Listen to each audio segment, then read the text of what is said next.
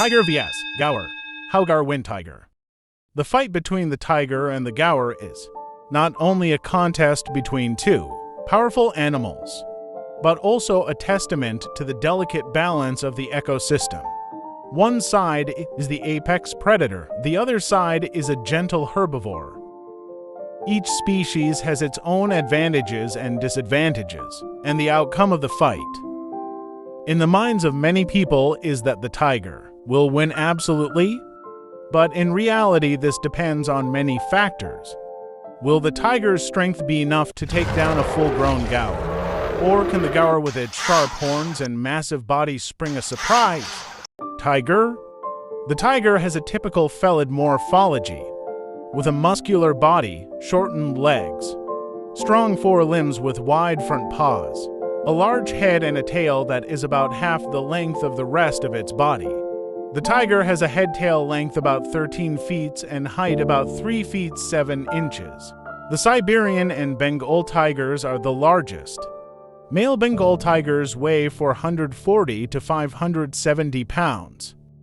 The tiger's coat has an orange coloration that varies from yellowish to reddish.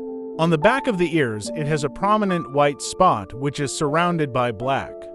The tiger is marked with distinctive black or dark brown stripes, which are uniquely patterned in each individual.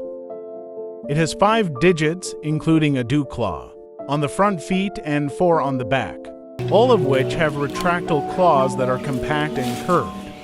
The tiger is a carnivore and an apex predator. It is an ambush predator, and when approaching potential prey, it crouches with the head lowered and hides in foliage. The tiger attacks from behind or at the sides, and tries to knock the target off balance. It latches onto prey with its 4 limbs, twisting and turning during the struggle, and tries to pull it to the ground. He generally applies a bite to the throat until his prey is no longer moving. Tigers are adaptable killers and may use other methods, including ripping the throat or breaking the neck.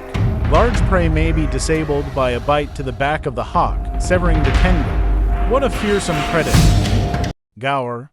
This time the tiger's opponent is gaur. The gaur, a colossal behemoth among bovines, is a sight to behold. Its massive frame is topped by a formidable ridge that runs from its horns, creating a dramatic dip in its forehead. A prominent hump rises from its back, and its ears, large and alert, seem to capture every sound. The adult male is dark in color, almost ebony, darkening with age. His head, from forehead to nape, is covered with a ghostly ash, sometimes tinged with dirty white. They have a distinct ridge running from the shoulders to the middle of the back. The shoulders may be as much as 4.7 inches higher than the rump. The gaur's chest is adorned with a distinct dewlap, a testament to its strength. Horn is rise from the sides of their heads and curving upwards. A prominent ridge crowns their forehead, separating the horns. Their bases are elliptical, a trait more pronounced in males than females. The gaur has a head and tail length about of 10 feet 50 in and is about 87 in high at the shoulder. The male gaur can weigh about 3,300 pounds.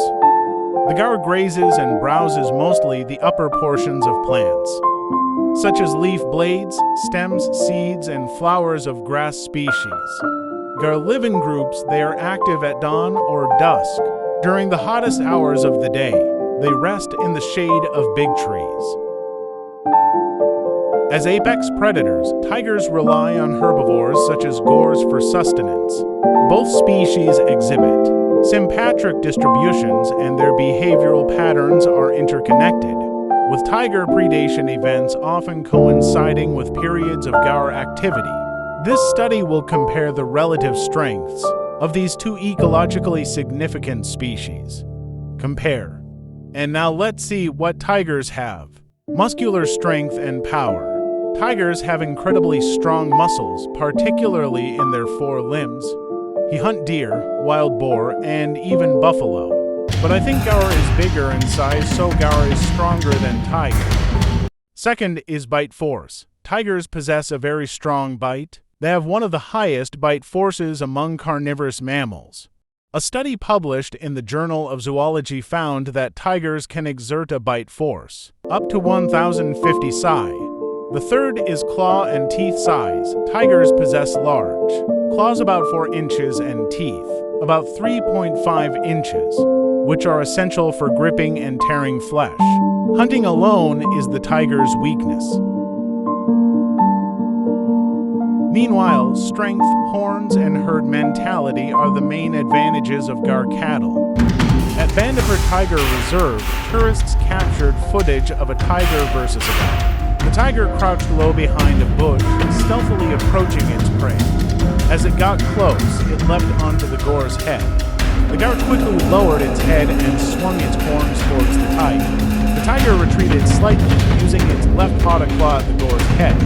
With incredible speed, it wrapped its right paw around the gaur's neck, flipped its body along the gaur's head, and dropped low to avoid the horns. Like a flash of lightning, it sank its teeth into the gaur's neck.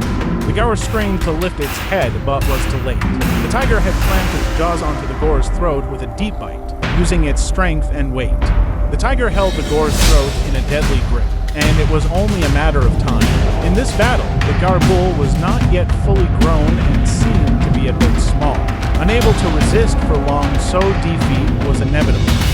Foregoing its usual stalking tactics, the tiger charged straight at a solitary gaur from the herd. The gaur didn't flee. Instead, it lowered its head, locking horns in a defensive posture. As the tiger lunged, the gaur managed to toss it aside, but the tiger's hunting technique remained consistent. It used its 4 limbs to grapple the gaur's neck, twisting it and quickly sinking its teeth into the vulnerable area and continued twisting gaur's neck. The prey immediately collapsed. It seemed the gaur had been ailing, weakened, the gaur's neck was broken, and the tiger had made a calculated choice of target. The herd attempted to intervene, but it was too late. This versus was recorded in the Bandipur forest a decade ago. In this encounter, the gaur was truly strong, even though the tiger had locked its throat. The gaur struggled to submerge the tiger into the water and then tossed it up. The tiger, choking on water, had to press the gaur's head down and change its bite to the back of the gaur's neck. However, this was very dangerous for the tiger, as the gaur's horns could cause it serious injury. The gaur took the opportunity to toss the tiger even harder. Fortunately, another adult gaur rushed in, forcing the tiger to flee. Tigers are smart predators, typically attacking the young, old, or weak. When faced with an adult bull gaur, they usually flee due to the gaur's aggression and very strong.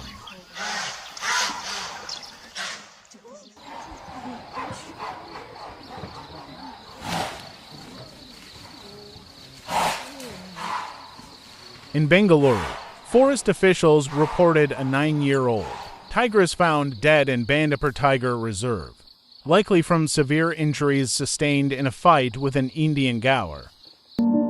In tiger versus gaur situation, I would choose gaur because it is a gentle herbivore. If you had to choose, which would you choose, gaur or tiger?